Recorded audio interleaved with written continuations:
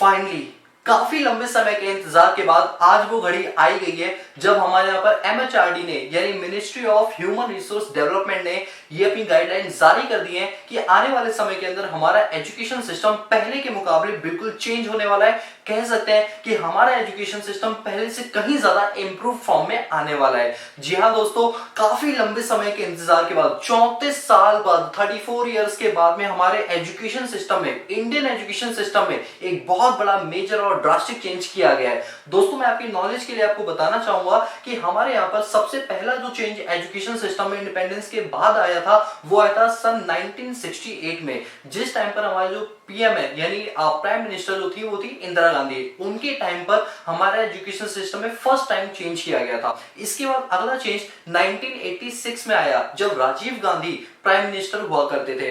इसके बाद एक छोटा सा माइनर चेंज देखने को मिला सन 1991 में, लेकिन वो माइनर सा चेंज था। उसके बाद अब जाके 2020 में जब नरेंद्र मोदी प्रधानमंत्री है उनके कार्यकाल के अंदर एक बहुत ही ड्रास्टिक चेंज आया। तो कुल मिला के अभी हम बोल सकते हैं कि हमारे पूरे कार्यकाल में यानी जब से देश हमारा आजाद हुआ है तब से ये तीसरा मूवमेंट है जब हमारे एजुकेशन सिस्टम में एक बहुत ही बड़ा चेंज आया है। जी हाँ, 34 साल बाद लास्ट चेंज 1986 में आया था राजीव गांधी के टाइम पर और अब 2020 में चेंज आया। 34 साल बाद जो चीज आई है तो आपको सोच के ही अंदाजा लग गया होगा कि एक बहुत ड्रास्टिक और बहुत मैसिव चेंजेस के अंदर आया होगा। तो चलिए दोस्तों, इस वीडियो लेक्चर में मैं आपको यही बताने वाला हूँ वो कौन कौन से चेंज आए हैं जिनका इंपैक्ट स्टूडेंट पे क्या पड़ेगा, सोसाइटी पे क्या पड़ेगा और हमारे एनवायरनमेंट पे क्या इंपैक्ट पड़ेगा। ये सारी बातें अब हम करने के लिए आ रहे हैं। तो चलिए दोस्तों शुरू करते हैं। तो नमस्कार दोस्तों, मैं शिवम द्विवेदी आप सभी लोगों का स्वागत करता हूं आपके अपने यूट्यूब चैनल जिसका नाम इकोनॉमिक्स इजी है। तो चलिए दोस्तों, सबसे पहले मैं आपको बताता हूं वो कौन कौन सी चीजें हैं जो हमारी एजुकेशन सिस्टम पॉलिसी में चेंज की गई है। दोस्तों मैं बता दूं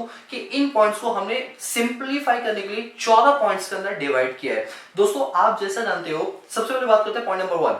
आपको अगर पता होगा तो हमारे यहाँ पर पहले क्या होता था कि 10+2 के आधार पर बच्चों को एजुकेशन सिस्टम दी जाती थी। मतलब कहा जाता था कि जब बच्चा 5 साल का हो जाएगा, कंप्लीट कर लेगा, उसके बाद उसका एडमिशन करवाओ फर्स्ट क्लास में डायरेक्टली, फिर सेकंड थर्ड फोर्थ फिफ्थ करते करते 10th तक आएगा, फिर वो +2 10+2। दोस्तों वो सिस्टम पूरी तरीके से हटा दिया गया है। अब एक नया सिस्टम है जो कि आधारित है 5+3+3+4 पर। जी हाँ दोस्तों, मैं रिपीट करता हूं 5+3+3+4 पर। इसमें जो फर्स्ट 5 आप देख रहे हो, वो जो फर्स्ट 5 इंडिकेट करता है वो प्री स्कूलिंग जिसे फाउंडेशन प्रोग्राम बोलते हैं वो उस पर आधारित है, जिसमें बच्चे को पहले जो 3 साल है उसमें उनको एक्टिविटीज करवाई जाएंगी जो खेलने कूदने से रिलेटेड है, उठने बैठने से रिलेटेड है, अपनी बात को रखने से रिलेटेड है। उसके बाद जो 2 साल होंगे उसके, वो उनमें हम उनको चीजें समझाएंगे कि कौन सी चीज का क्या मतलब होता है, जैसे A for Apple, B for ball, उस टाइप से उनके थोड़े से माइंड को हम माइंड में कुछ क्रिएटिविटी पैदा करेंगे। जब उसके 5 साल कंप्लीट हो जाएंगे फिर अगला ब्लॉक आता है 3 इयर्स का। दोस्तों वो जो 3 ईयर वाला ब्लॉक है उसके अंदर हम क्लास 3rd से लेकर क्लास 5th तक के बच्चों को डालेंगे, यानी 3rd 4th 5th। ये जो सेक्शन है ये हमारा 3 वाले प्रोग्राम के अंदर आएगा, जिसमें हम बच्चों को थोड़े से सब्जेक्ट्स पढ़ाना शुरू करेंगे, जैसे आपका सोशल साइंस हो गया, आपका साइंस हो गया, आपकी मैथ्स होगी। ऐसे जो सब्जेक्ट्स हैं उन पर थोड़ा सा ग्रिप बनाना शुरू करेंगे। फिर अगला सेशन आता है 3। अगेन वो जो 3 सेशन है वो 6th 7th और 8th क्लास वालों के लिए, जहां पर बच्चों को थोड़े से एकेडमिक्स के अलावा हम उनको एक्स्ट्रा करिकुलम एक्टिविटीज करवाएंगे। और आपको एक खास बात बताऊं दोस्तों, 6th क्लास से ही बच्चों को कोडिंग सिखाई जाएगी। जो कोडिंग करने के लिए आपको आईपी का सब्जेक्ट पहले 11th क्लास में लेना पड़ता था, अब ऐसा कुछ नहीं करना, आपको 6th क्लास से ही कोडिंग सिखाई जाएगी। और दोस्तों यहाँ पर एक बहुत ही जो ड्रास्टिक चेंज किया गया ना, जो मुझे बहुत पसंद आया, वो ये कि गल्फ कंट्रीज, जितने भी यूरोपियन कंट्रीज हैं, उनमें जब समर वेकेशंस होती है तो उन समर वेकेशंस में बच्चों को घर में नहीं रखा जाता, उनको काम पे भेजा जाता है एक्स्ट्रा प्रैक्टिकल वर्क करवाने के लिए, जिससे उन्हें वो प्रैक्टिकल वर्क समझ आता है। और जब तक वो स्कूलिंग करके जाते हैं तब तक उन्हें वो प्रैक्टिकल वर्क की अच्छी नॉलेज हो जाती है, और अगर कल को उन्हें जरूरत पड़ती तो 12th के बाद भी वो जॉब डायरेक्टली कर सकते थे। दोस्तों यही प्रोग्राम हमारी इंडिया के बच्चों पर भी एप्लीकेबल हो गया, और वो भी 6th क्लास से हो गया। दोस्तों 6th क्लास से पहली बात आपको कोडिंग सिखाई जाएगी, दूसरी बात 10 दिन का आपका एक प्रोग्राम कंडक्ट कराया जाएगा जाएगा, जिसमें आप चाहे प्लम्बर के पास, अगर आपको पेंटिंग में इंटरेस्ट है तो पेंटर के पास, आपको इलेक्ट्रिशियन इलेक्ट्रिक के कामों में ज्यादा दिलचस्पी है तो इलेक्ट्रिशियन के पास 10 दिन तक बिना बैग ली जाए आप प्रैक्टिकल वर्क वहां पर सीख सकते हो, जिससे आप जब 6 क्लास से वो चीज सीखोगे तो 12th में आते आते तक आपका 1 साल का एक्सपीरियंस वैसे ही बन जाएगा 10-10 दिन के हिसाब से। और जब आप 12 पास करके निकलोगे और कभी भविष्य में अगर आपको जरूरत भी पड़ी अपनी आजीविका चलाने के लिए, तो उस टाइम पर आपके पास एक छोटी सी स्किल है वो बहुत काम में आने वाली है। और ये कॉन्सेप्ट हम यूरोपियन कंट्रीज से लेकर आए हैं और इसका फायदा देखना आने वाले टाइम के अंदर बच्चों को कितना पहुंचने वाला है। ठीक है, तो ये था 5+3+3+4। तो पहले 3 मैंने आपको बता दिया, अब बताता हूं 4 के बारे में। जो दोस्तों 4th है उसमें क्लास 9, 10, 11 और 12 को कवर किया गया है। और अब खास बात यह है कि 10th के बाद आपको कोई भी स्ट्रीम लेने की कोई जरूरत नहीं है, मतलब ना आप साइंस ले सकते हो, ना कॉमर्स, ना ही ह्यूमैनिटीज जिसे हम आर्ट्स बोलते हैं। इसका मतलब अगर आपका इंटरेस्ट साइंस के सब्जेक्ट्स में और साथ के साथ आप इकोनॉमिक्स भी पढ़ना चाहते हैं तो आप इकोनॉमिक्स को एज अ मेन सब्जेक्ट बनाकर भी पढ़ सकते हैं। अब आपकी कोई स्ट्रीम नहीं है, सभी बच्चों को सिर्फ एक हाइब्रिड सिस्टम दिया जाएगा जिसके अंदर वो अपने खुद के सब्जेक्ट चूज कर सकते हैं। लेट सपोज कि मैं कॉमर्स बैकग्राउंड का हूं, मेरे पास अकाउंटेंसी है, मेरे पास इकोनॉमिक्स है, मेरे पास बिजनेस स्टडीज है और मैं साथ में हिस्ट्री पढ़ना चाहता हूं जो कि आर्ट्स वाले सब्जेक्ट में मिलेगा, तो मैं हिस्ट्री भी पढ़ सकता हूं। मेरा मन है फिजिक्स पढ़ने का, तो मैं कॉमर्स में रहते हुए भी फिजिक्स पढ़ सकता हूं। कॉमर्स में रहते हुए नहीं बल्कि कॉमर्स के सब्जेक्ट के साथ साथ मैं साइंस का सब्जेक्ट भी उठा सकता हूं। यानी अब स्टूडेंट्स के पास चॉइस होगी कि वो अपनी दिलचस्पी के हिसाब से, अपनी प्रेफरेंस के हिसाब से, अपने टेस्ट के हिसाब से वो कोई भी सब्जेक्ट किसी भी स्ट्रीम का चूज कर सकते हैं, क्योंकि अब स्ट्रीम सिस्टम पूरी तरीके से खत्म कर दिया गया है, जो कि बहुत ही अच्छी बात है। थोड़ा सा मुझे जो है फील हो रहा है कि काश उस टाइम मुझे भी ये ऑप्शन मिला होता तो मैं इस ऑप्शन में कई सारी चीजें अवेल कर सकता था, कई सारे बेनिफिट मैं ले सकता, लेकिन कोई बात नहीं, आप लोगों के लिए भी आए तो बेनिफिट ये बहुत ही अच्छा होने वाला है। ठीक है दोस्तों, तो ये था आपका सीरीज 5+3+3+4 का, और 10+2 का जो सिस्टम है वो पूरी तरीके से खत्म कर दिया जाएगा।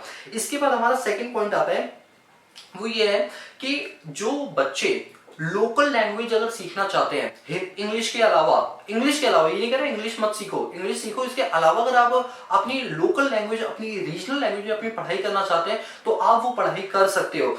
5th क्लास तक आप रीजनल अपनी लैंग्वेज चूज कर सकते हो। लेट सपोज कि अगर आप मुंबई में हो तो मराठी लैंग्वेज में आप अपने सब्जेक्ट्स को पढ़ सकते हो। आप गुजरात में हो तो आप गुजराती लैंग्वेज में आप अपने सब्जेक्ट्स को पढ़ सकते हो। लेकिन 5th क्लास तक अभी गवर्नमेंट रिकमेंड करे कि 8th क्लास तक कर दिया जाए, लेकिन अभी 5th तक का तो है, लेकिन 8th तक का भी कंफर्म नहीं हुआ है। तो ऐसे में क्या होगा कि जो लोग अपनी रीजनल लैंग्वेज को आगे बढ़ाना चाहते हैं अपने सब्जेक्ट के साथ, वो बढ़ा सकते हैं। तीसरा जो मेजर चेंज है वो है कि अब थ्योरेटिकल कॉन्सेप्ट्स पर फोकस नहीं करेगी गवर्नमेंट फोकस करेगी कि एजुकेशन सिस्टम में थोड़ा प्रैक्टिकल कॉन्सेप्ट लेकर आए, थोड़ा मेमोरी लेवल चीजें समझाए। जैसे रोट लर्निंग होती है ना, रटवा के, अब बच्चों को रटवाना नहीं है, बच्चों को प्रैक्टिकली बताना है इसका प्रैक्टिकल एप्लीकेशन क्या है, उस पर काम किया जाएगा इंस्टेड ऑफ रोट लर्निंग। चौथा मेजर चेंज जो है वो है कि स्टूडेंट्स जो 12th पास करने के बाद, अपनी ग्रेजुएशन करने के बाद जो टीचिंग लाइन में जाना चाहते हैं या रिसर्च लाइन में जाना चाहते हैं तो उन्हें एमफिल करना पड़ता था। दोस्तों अब उन्हें कोई जरूरत नहीं है एमफिल में अपने 2 साल लगाने की, अब एमफिल करने की कोई जरूरत नहीं है।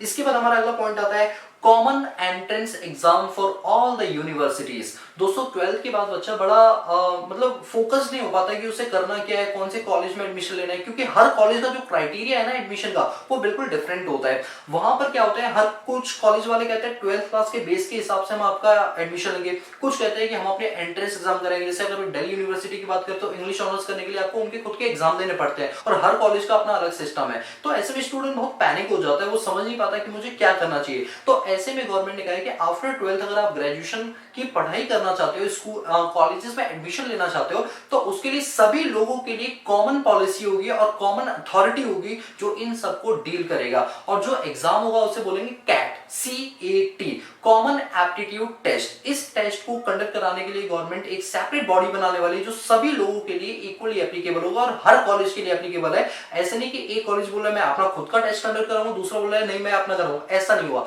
बिल्कुल सभी के लिए पॉलिसीज क्या रहेंगी, बिल्कुल कॉमन रहेंगी। इसका अगला पॉइंट आता है कि नेशनल रिसर्च फाउंडेशन प्रोग्राम चला जाएगा। एक ऐसी फाउंडेशन बनाई जाएगी जहां पर आप रिसर्च के काम को अच्छे से कर पाओगे। जो स्कॉलर्स रिसर्च करना चाहते हैं उनके लिए एक रिसर्च यूनिवर्सिटीज बनाई जाएगी जिसका नाम है नेशनल रिसर्च फोरम, जिसमें टीचर्स को भी ट्रेन किया जाएगा और जो पीएचडी वाले स्टूडेंट्स हैं उनको भी टीच किया जाएगा।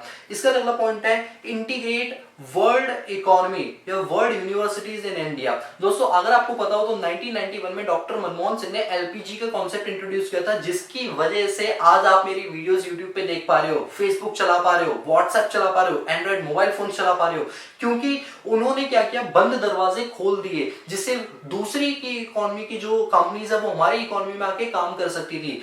ये 1991 में हुआ, जिसका आप देख सकते हो इंपैक्ट कितना अच्छा हमारे इंडिया के ऊपर पड़ा है। दोस्तों अब यही स्कीम हमने एजुकेशन सिस्टम पर भी कर दी है। टॉप 100 यूनिवर्सिटीज, जो वर्ल्ड की टॉप 100 यूनिवर्सिटीज है, उनके साथ इंडिया ने कॉन्ट्रैक्ट किया है कि वो यूनिवर्सिटीज चाहे तो अपनी सर्विसेज इंडिया के स्टूडेंट्स को भी दे सकती हैं। तो ऐसे में कहीं ना कहीं स्टूडेंट्स को जो इंटरनेशनल पढ़ाई है उनमें आसानी मिलेगी, उनको बाहर जाने की जरूरत नहीं है, वो same university, same service, same curriculum activities अपनी इंडिया में भी परफॉर्म कर सकती है। इससे दूसरी कंट्रीज की यूनिवर्सिटीज का जो इंटीग्रेशन है हमारी कंट्रीज में वो और भी ज्यादा बढ़ेगा। इसके बाद हमारा अगला पॉइंट आता है जीडीपी। दोस्तों आपको पता है कि हमारे यहाँ पर हर साल बजट पेश किया जाता है। दोस्तों हमारे यहाँ पर जब से आजादी मिली है हमें 1947 से, तब से लेकर आज तक हमने अपनी जीडीपी का मैक्सिमम 4.5% ही पैसा खर्च किया है, जबकि गवर्नमेंट ने पहले ही बोल रखा था कि 6% खर्च करना है, लेकिन कभी भी नहीं हो पाया एजुकेशन सेक्टर के अंदर 6% खर्च। लेकिन अब गवर्नमेंट ने साफ साफ खुली चेतावनी दी है कि हम जीडीपी का 6% पोर्शन एजुकेशन सेक्टर के ऊपर खर्च करेंगे, तो मतलब करेंगे, जो कि बहुत ही अच्छी बात है। इससे कहीं ना कहीं एजुकेशन सिस्टम जो है वो इंप्रूव होगा।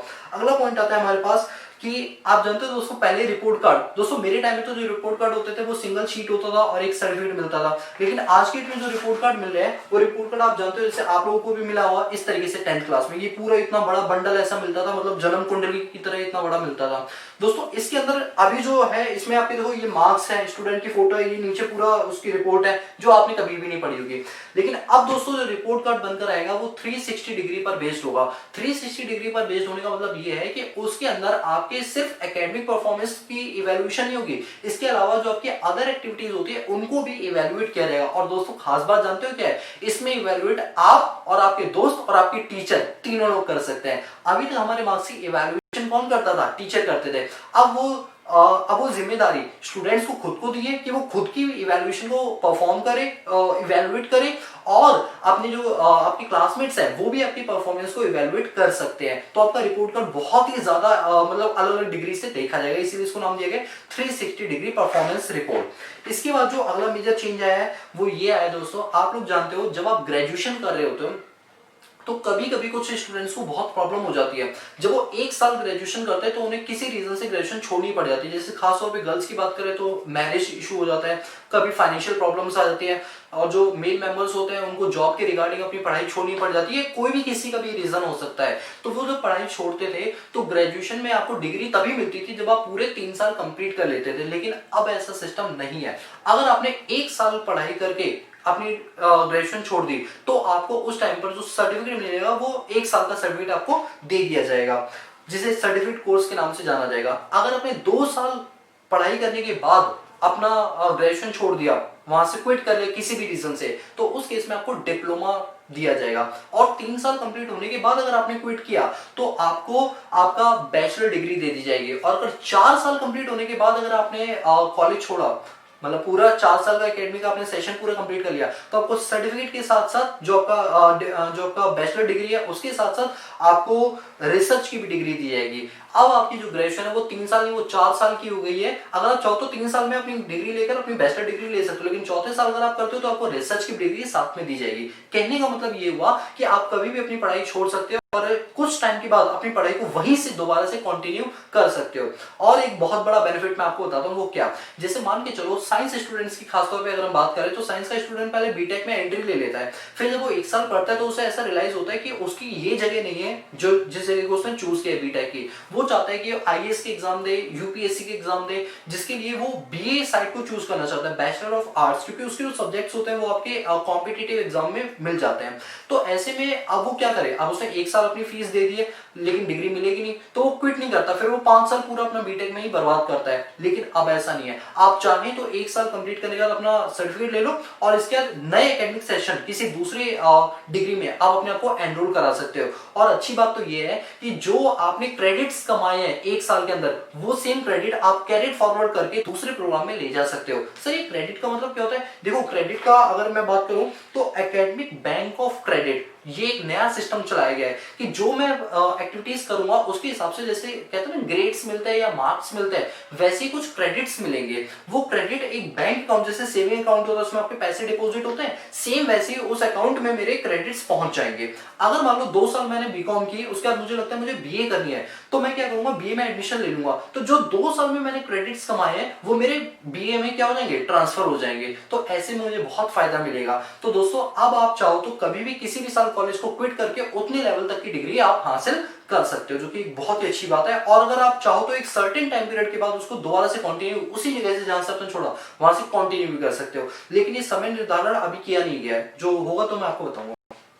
इसके बाद अगला चेंज है कि आप जानते हो हमारे इंडिया के अंदर हैंडलूम्स हो गया, संस्कृत लैंग्वेज हो गई, इसका बहुत ज्यादा प्रचलन विदेशों के अंदर हो चुका है। तो कुछ लोग चाहते हैं कि वो संस्कृत लैंग्वेज को सीखें एज अ मेन सब्जेक्ट, तो वो संस्कृत लैंग्वेज को अपना मेन सब्जेक्ट बना सकते हैं, क्योंकि हम चाहते हैं जो हमारी रीजनल लैंग्वेज है ना, जो हमारे पुराणों से निकल के आई है, पुरानी कथाओं से निकल के आई है, उसको प्रमोट करने के लिए गवर्नमेंट का, अगर आप मेन सब्जेक्ट लेना चाहते हो, चाहे कोई भी सब्जेक्ट चूज करते हो, किसी भी स्ट्रीम का चूज करते हो, संस्कृत भी लेना चाहते हो आप ले सकते हो एज अ मेन सब्जेक्ट। इसके बाद है आपका कि ये अभिभावकों के लिए, पेरेंट्स के लिए बहुत ही अच्छी खबर है कि फीस हाइक जो होती है हर साल स्कूल वाले करते हैं, वो उन पर एक लिमिट लगा दी है, कैप लगा दिया गया है कि इससे ज्यादा आप अपनी फीस चार्ज नहीं कर सकते। और ये सभी यूनिवर्सिटीज और सभी कॉलेजेस और सभी के सभी स्कूल्स के ऊपर एप्लीकेबल होगा। यानी कुछ स्कूल्स ऐसे होते हैं जो ये बोलते हैं हमारा जो इंफ्रास्ट्रक्चर वो ज्यादा अच्छा है, इसलिए हम आपसे फीस ज्यादा चार्ज करेंगे, ऐसा नहीं हो पाएगा। एक कैप बना दिया जाएगा, उस कैप के बियॉन्ड कोई भी स्कूल फीस चार्ज नहीं कर सकता। ये अभिभावकों के लिए बहुत ही अच्छा पॉइंट है। इसके बाद और हमारे पॉइंट्स आते हैं कि आप जानते हो साइंस स्ट्रीम वगैरह ये सारी चीजें बिल्कुल तरीके से रिमूव कर दी गई। मतलब ये वो सारे पॉइंट्स थे जिनमें मेजर चेंजेस किए गए हैं। सो आई होप कि आपको ये सारी चीजें समझ आ गई होंगी। अब मैं आपसे बात करने के लिए आ रहा हूं कि जब इतनी सारी चीजें कर दी तो क्या इसका इंपैक्ट पड़ेगा सोसाइटी के ऊपर। इम्पैक्ट तो बिल्कुल जानना जरूरी ना, सिर्फ आपने लॉ, अभी बिल बनाए, अभी तो लॉ बना नहीं है, अभी पार्लियामेंट में पेश होगा, मान लो ये पास भी हो जाता है तो क्या हुआ, इसका इंपैक्ट क्या पड़ेगा सोसाइटी के ऊपर, नेगेटिव और पॉजिटिव। देखो पॉजिटिव में अगर हम बात करें तो जो अभी हमने जितने पॉइंट्स डिस्कस किए वो सारे पॉजिटिव पॉइंट्स ही हैं। नेगेटिव पॉइंट्स की भी बात कर लेते हैं कि इनका नेगेटिव क्या पड़ेगा इंपैक्ट। पहला नेगेटिव इंपैक्ट पड़ेगा कि जब आप होम या रीजनल लैंग्वेज बच्चों को सिखा रहे हो तो कहीं ना कहीं वो उसी रीजन में बंद के रह जाएंगे, वो इंटरनेशनल लेवल की कंपनी से कॉम्पिटिट नहीं कर पाएंगे, अपने आप को कैपेबल नहीं समझेंगे। मैं एक एग्जांपल देता हूं, मान लो मैं गुजरात में रहता हूं और मैंने अपनी सुविधा के लिए गुजराती लैंग्वेज से अपनी पढ़ाई पूरी कंप्लीट कर ली है, लेकिन जब मैं एक्चुअल में जॉब के लिए जाऊंगा मल्टीनेशनल कंपनीज वगैरह में, तो वहां पर तो वो अपनी लैंग्वेज मांगते हैं, जैसे इंग्लिश हो गई, जर्मन, फ्रेंच, जापानीज या जो भी है, मेन इंग्लिश तो मांगते ही मांगते हैं। और मैंने पढ़ा हुआ रीजनल लैंग्वेज से, इंग्लिश तब भी थी मेरे पास, लेकिन मैंने अपनी रीजनल लैंग्वेज पे ज्यादा ध्यान दिया। तो स्टूडेंट बचपन में तो पढ़ते टाइम उसे मजा आएगा, लेकिन फ्यूचर के लिए कहीं ना कहीं उसके लिए हानिकारक साबित हो जाएगा। तो कहीं ना कहीं गवर्नमेंट को थोड़ा ये सोचना चाहिए कि रीजनल लैंग्वेज पे इतना ज्यादा फोकस ना करे, बल्कि इंग्लिश जैसे सब्जेक्ट पे फोकस करे कि हर बच्चा इंग्लिश बोल पाए, क्योंकि मेन चीज होती है इंग्लिश बोलना। आप समझ पा रहे हो ना बात को? तो ये थोड़ा मुझे लगा कि एक नेगेटिव पॉइंट है। दूसरा नेगेटिव पॉइंट ये है कि आपको मैं बताना चाहूंगा कि हमारे इंडिया के कॉन्स्टिट्यूशन में 3 लिस्ट हैं, जैसे बोलते हैं स्टेट लिस्ट, यूनियन लिस्ट और कॉन्करेंट लिस्ट। स्टेट लिस्ट में जो चीजें मैटर्स लिखे गए हैं उन पर सारे के सारे डिसीजन कौन ले सकता है, लॉ बना सकता है, वो स्टेट गवर्नमेंट। जो यूनियन लिस्ट में चीजें लिखी है उन पर लॉ कौन बना सकता है, सेंट्रल गवर्नमेंट। और जो कॉन्करेंट में चीजें लिखी है उनमें दोनों की दोनों गवर्नमेंट, सेंट्रल और स्टेट गवर्नमेंट दोनों मिलकर लॉ बना सकते हैं। तो जो हमारा एजुकेशन सिस्टम है वो कॉन्करेंट लिस्ट में लिखा गया है कि स्टेट गवर्नमेंट और सेंट्रल गवर्नमेंट दोनों मिलकर इसके रिगार्डिंग लॉ बना सकती है। लेकिन दोस्तों यहाँ पर जो ये न्यू एजुकेशन पॉलिसी लाई गई है, इसमें सेंट्रल गवर्नमेंट ने स्टेट गवर्नमेंट से कोई रिकमेंडेशन ही नहीं ली, कोई चीज जानने की कोशिश ही नहीं की, उनके व्यूज, उनके फीडबैक लेने की कोई कोशिश नहीं की, बल्कि अपना बनाया हुआ बिल सीधा सा थोप दिया लाके। तो ऐसे में कई राज्य जहां पर बीजेपी की सरकार नहीं है, वहां पर राज्य सरकारें बोली कि हमसे भी तो रिकमेंडेशन लेनी चाहिए, और बात भी सही है। तो मुझे लगता है कि ऐसे में कहीं ना कहीं उनकी पावर को नेग्लेक्ट किया जा रहा है, जो नहीं किया जाना चाहिए, क्योंकि बात कॉन्करेंट लिस्ट की है जिसमें दोनों पार्टियों का गठबंधन होना जरूरी है। तो चलिए, अब जो भी है, थर्ड पॉइंट अगर मैं बात करूं नेगेटिव की, तो ये है कि देखो, चीजें बना तो बहुत अच्छी थी, लेकिन क्या गवर्नमेंट के पास इंप्लीमेंटेशन करने के लिए वो सारी चीजें हैं? क्या वो कैपेबिलिटीज हैं? और अगर नहीं है तो क्या वो कैपेबिलिटी ला पाएंगे या नहीं ला पाएंगे? यानी इंप्लीमेंटेशन उतनी ही तेजी से होना चाहिए जितनी तेजी से आपने इस लॉ को बनाया है। इसके अगला पॉइंट है कि जब आपने स्टूडेंट्स को उनके सब्जेक्ट चूज करने की उनको इजाजत दे दी, तो ऐसे में स्टूडेंट के पास सब्जेक्ट्स की चॉइस क्या होंगी? बहुत ज्यादा होंगी। तो वो अलग अलग स्ट्रीम के अलग अलग सब्जेक्ट को चूज करेगा। तो ऐसे में जो टीचर्स की संख्या है वो भी बढ़ानी पड़ेगी, और एक टीचर को प्रेशराइज किया जाएगा कि आप एक से ज्यादा सब्जेक्ट पढ़ाओ। तो ऐसे में टीचर का जो मेन कोर सब्जेक्ट है वो उसको छोड़ दूसरे सब्जेक्टों में इन्वॉल्व हो जाए, जिससे उसकी प्रोडक्टिविटी कहीं ना कहीं कम हो जाएगी, और कम सैलरी में वो टीचरों को ज्यादा रखने की कोशिश करेगी, क्योंकि जब सब्जेक्ट्स ज्यादा होंगे तो टीचर्स भी ज्यादा। और अब जो हमारा अगला पॉइंट है वो है लैक ऑफ काउंसलिंग फैसिलिटी। दोस्तों, आप लोग जानते हो, जब स्टूडेंट्स को इतने सारे सब्जेक्ट दिए जाएंगे तो वो बड़ा कंफ्यूज हो जाएगा कि मैं कौन सा सब्जेक्ट चूज करूं। पहले तो स्टूडेंट क्या होता था, साइंस, कॉमर्स और ह्यूमैनिटीज में थोड़ा कंफ्यूज होता था, तो उसकी कंफ्यूजन को दूर कर देते थे। लेकिन अब क्योंकि सब्जेक्ट कोई सा भी आप चूज कर सकते हो, तो बड़ा वो कंफ्यूज रहेगा कि हम कौन सा सब्जेक्ट जो है वो चूज करें। तो ऐसे में कहीं ना कहीं इंप्लीमेंटेशन करते टाइम इस लॉ की करना जरूरी है कि हम हर स्कूल के अंदर काउंसलिंग डिपार्टमेंट्स बनाएं, जिसके चलते स्टूडेंट्स को अच्छी काउंसलिंग मिले, तो वो अच्छे सब्जेक्ट्स को चूज करके अपने भविष्य को और सुनहरा बना पाए। तो काउंसलिंग फैसिलिटी का होना जरूरी है। तो दोस्तों, ये मेरे अकॉर्डिंग कुछ नेगेटिव पॉइंट्स है जो गवर्नमेंट को सही करने चाहिए, जिससे और भी हमारा एजुकेशन सिस्टम जो है वो क्या हो जाएगा, इंप्रूव हो जाएगा। अब बात करते हैं कि इस न्यू एजुकेशन सिस्टम पॉलिसी जो लेकर आए हैं, इसका सोसाइटी पर क्या इंपैक्ट पड़ेगा, और स्टूडेंट्स पर क्या इंपैक्ट पड़ेगा, और ऑर्गेनाइजेशन पर क्या इंपैक्ट पड़ेगा। पहले बात करते हैं स्टूडेंट की। दोस्तों, स्टूडेंट का जो एकेडमिक सेशन है वो जब ज्यादा अच्छा होगा, उसे प्रैक्टिकल वर्क का एक्सपीरियंस हर एक साल में 10 दिन का दिया जाएगा। तो ऐसे में जब तक वो 12th क्लास पास करेगा, उसके पास एक अच्छी खासी प्रैक्टिकल नॉलेज होगी, और भविष्य में उस प्रैक्टिकल नॉलेज का फायदा उसे कभी ना कभी जरूर मिलने वाला है। दूसरा, अगर बात करें ऑर्गेनाइजेशंस की, तो जितनी भी कंपनियां 12th पास आउट या ग्रेजुएशन लेवल के बाद जब हायरिंग करती हैं, तो उन्हें पता है कि कैंडिडेट्स जो है वो 10-10 दिन के हिसाब से बार, मतलब इतने सालों तक, जब तक उसने 12th की पढ़ाई की, तब तक उसके पास एक अच्छा एक्सपीरियंस है। तो कहीं ना कहीं उनके मन में, ऑर्गेनाइजेशन के मन में जो मेंटालिटी है कि ये फ्रेशर है, इसे कुछ नहीं आता, ऐसा नहीं होगा, बल्कि फ्रेशर को एज ए एक्सपीरियंस की तरीके से ट्रीट किया जाएगा, और इसका बेनिफिट ऑर्गेनाइजेशन के साथ साथ उस एम्प्लॉय को भी पहुंचेगा जिसकी हायरिंग की जा रही है। तीसरा बेनिफिट सोसाइटी को क्या पहुंचेगा, जब बच्चे को थोड़ा प्रैक्टिकल वर्क कराया जाएगा तो वो सोसाइटी की तरफ अच्छे से देखेगा। कहने का मतलब, मैं एक एग्जांपल से समझाता हूं कि अगर मुझे 6th क्लास से ही कोडिंग सिखाई जाएगी और 6th क्लास से ही मुझे 10 दिन का प्रैक्टिकल वर्क करने को दिया जाएगा, तो उन 10 दिनों में मैं जो भी थोड़ा बहुत कमाऊंगा अपने खर्चे भर का, तो मुझे पैसों की कदर हो जाएगी, और मुझे पता चलेगा फ्यूचर में जब मैं कमाऊंगा तो मुझे पैसा अंधाधुंध खर्च नहीं करना। मेहनत कितनी अच्छी चीज है, और कितनी मेहनत के बाद पैसा मिलता है, तो उन्हें थोड़ा रियलाइज होगा कि उनके पेरेंट्स जो पैसा खर्च कर रहे हैं कितनी मेहनत से कमाया जाता है, तो उन्हें इन सब का रियलाइजेशन हो, कहीं ना कहीं उसका इंपैक्ट सोसाइटी पर पड़ेगा ही पड़ेगा। तो अकॉर्डिंग टू मी, ये जो चेंज है ये बहुत टाइम पहले ही आ जाना चाहिए, पर कोई बात नहीं, देर है पर दुरुस्त है, कम से कम चेंज तो है हमारे एजुकेशन सिस्टम के अंदर। तो अब देखते हैं, देखो गवर्नमेंट का तो ये है कि 2030 के अंदर जो हमारा ग्रॉस एनरोलमेंट रेशियो है वो 50% चाहती है, मतलब लोग एनरोलमेंट बढ़े अपने स्कूल की तरफ, वो स्कूल की तरफ ज्यादा जाएं। तो चलिए देखते हैं कि आने वाले टाइम के अंदर ऐसा क्या क्या इसके पॉजिटिव इंपैक्ट पड़ने वाले हैं। तो अभी हमारी वीडियो का पार्ट 1 है। आने वाले टाइम के अंदर कुछ टाइम के बाद जब गवर्नमेंट और अच्छे से इसके लिए इंप्लीमेंटेशन रूल्स लेकर आएगी, तो मैं उन रूल्स के बारे में आपसे डिस्कस करूंगा। सो आई होप गाइस कि आपको इस वीडियो लेक्चर सीरीज के अंदर ये पता चल गया होगा कि हमारे एजुकेशन सिस्टम में कौन कौन से चेंज किए गए। दोस्तों, मैं आप लोगों से जानना चाहता हूं कि और कौन कौन से चेंजेस आपके अकॉर्डिंग इसमें होने चाहिए, और कौन कौन सी चीजों को और सुधारना चाहिए। कमेंट बॉक्स में आप लिखकर हमें जरूर बताएं। और दोस्तों, अगर आपको हमारी वीडियो पसंद आई है तो चैनल को लाइक शेयर सब्सक्राइब करना मत भूलना, और ये वीडियो अपने उन सभी लोगों से और उन सभी पेरेंट्स से जरूर शेयर करना जिनको इस चीज की नॉलेज नहीं है। सो गाइस, आज के लिए इतना ही, मिलते हैं नेक्स्ट वीडियो लेक्चर सीरीज के अंदर। आज के लिए पीस आउट।